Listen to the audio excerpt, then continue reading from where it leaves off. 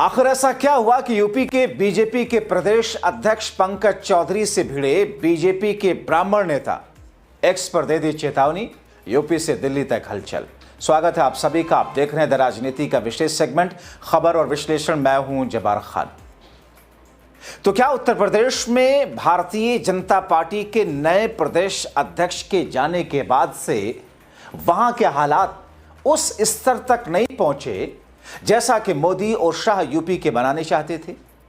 क्या योगी और पंकज चौधरी के बीच में सब कुछ ठीक ठाक है, या योगी और ब्राह्मण नेताओं के बीच में कुछ ऐसी दूरियां हैं जो अनकही तौर पर, अनदेखी तौर पर, जिनकी अनदेखी की जा रही है?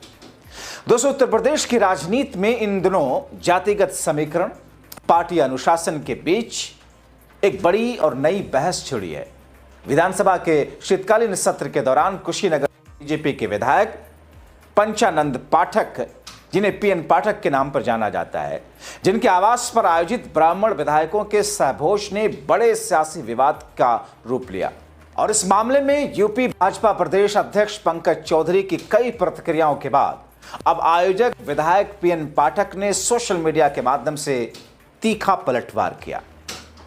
विधायक पीएन पाठक ने अपने आधिकारिक सोशल मीडिया हैंडल एक्स पर एक पोस्ट साझा की, जिसे प्रदेश अध्यक्ष पंकज चौधरी के बयान के जवाब के तौर पर देखा जा रहा है। पीएन पाठक ने लिखा कि सनातन परंपरा में ब्राह्मणों को समाज का मार्गदर्शक, विचारक और संतुलनकर्ता माना गया। जहां ब्राह्मण एकता होता है, वहां पर ज्ञान, विवेक, चिंतन का मंथन होता है, जो हिंदू अस्मिता को सशक्त बनाता है। उसका धर्म समाज को जोड़ना है, विभाजन नहीं है। दोस्तों, पीएन पाठक के इस एक्स पोस्ट पर जो उन्होंने लिखा उसे देखना चाहिए। उन्होंने लिखा कि सनातन परंपरा में ब्राह्मण का समाज का मार्गदर्शक, विचारक, संतुलनकर्ता माना गया। जो बातें उन्होंने कही सीधे सीधे तौर पर पंकज चौधरी के लिए टकराव जैसी मानी जा रही है। दोस्तों, इस पोस्ट के जरिए पीएन पाठक ने राजनीतिक गुटबाजी या विभाजन के लिए, वो कहते हैं कि राजनीतिक गुटबाजी या विभाजन के लिए नहीं, बल्कि समाज के चिंतन और वैचारिक विमर्श के लिए था। वो भोज महज आपस में वैचारिक विमर्श के लिए रखा गया था। दोस्तों, लखनऊ में 23 दिसंबर के शाम को विधायक पीएन पाठक के सरकारी आवास पर ब्राह्मण समाज के विधायकों का एक बड़ा सहभोज आयोजित किया गया था। और इस कार्यक्रम में बीजेपी के लगभग 40 से 50 विधायक और विधान परिषद सदस्य शामिल हुए थे। इसमें पूर्वांचल से लेकर के बुंदेलखंड तक के कदावर ब्राह्मणों के, उनके चेहरों की मौजूदगी ने सियासी गलियारों में हलचल पैदा कर दी थी।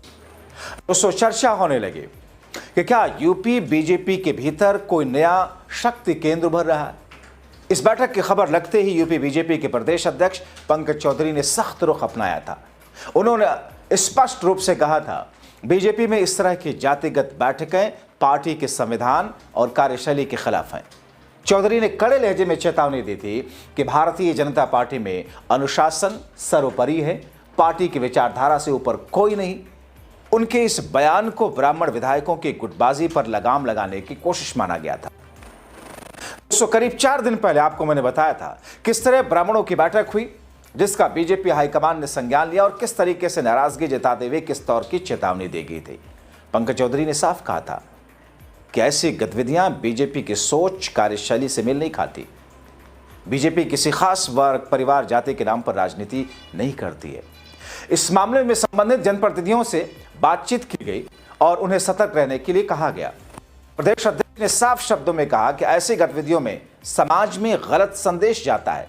अगर भविष्य में किसी भी जनप्रतिनिधि ने इस तरह की गतिविधि दोहराई तो पार्टी स्तर पर अनुशासनात्मक कार्रवाई होगी। बीजेपी विकास और राष्ट्रवाद की राजनीति करती है। एक लंबी चौड़ी नसीहत पंकज चौधरी ने दोस्तों उस वक्त दिया था कि प्रदेश में लगातार बदल रहे राजनीतिक परिदृश्य में जाति पहचान के आधार पर राजनीति करने वाले सपा, बसपा और कांग्रेस जैसी पार्टियों का भविष्य अंधकार में है। इस तरीके से भी समझाने की उन्होंने कोशिश की थी।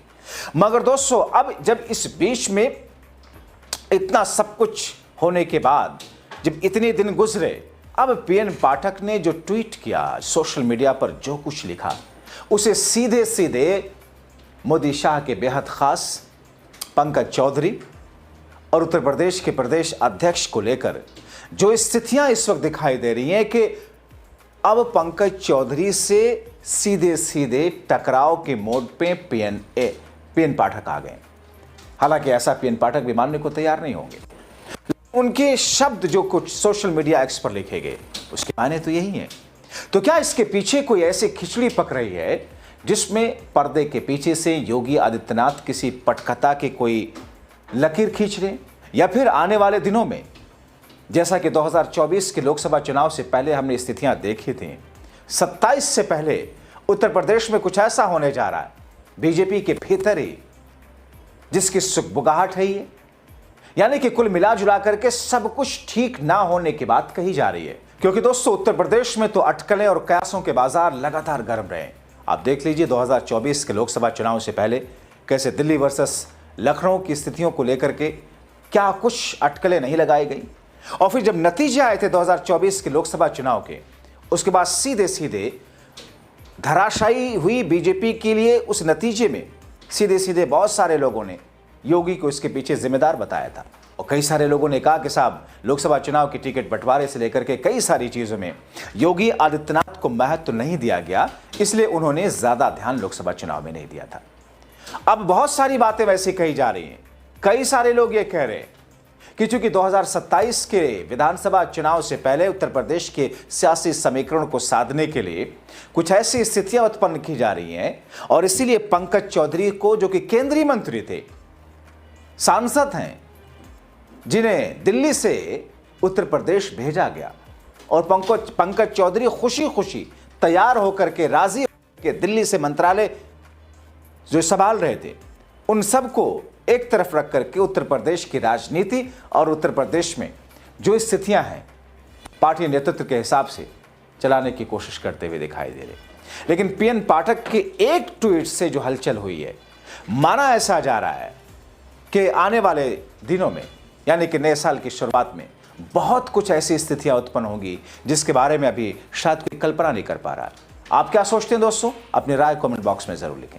अगली बार से ये प्रतियोगिता पहले नगरीय क्षेत्र में हम 2 स्तर पर करेंगे, स्कूल स्तर पर भी और वार्ड स्तर पर भी। स्कूली बच्चों के लिए, चाहे वह बेसिक के हों, माध्यमिक के हों या उच्च शिक्षा के या विश्वविद्यालय के, इनकी 3 चरणों में 3 प्रकार की प्रतियोगिताएं, बालक और बालिकाओं में अलग अलग खेल की प्रतियोगिताओं को तो हम संपन्न करेंगे ही, संपन्न करने के साथ वार्ड स्तर पर भी कामकाजी लोगों के लिए और जो अवकाश प्राप्त हो चुके हैं उनके लिए भी कुछ खेल की प्रतियोगिताओं को हम आयोजित करेंगे।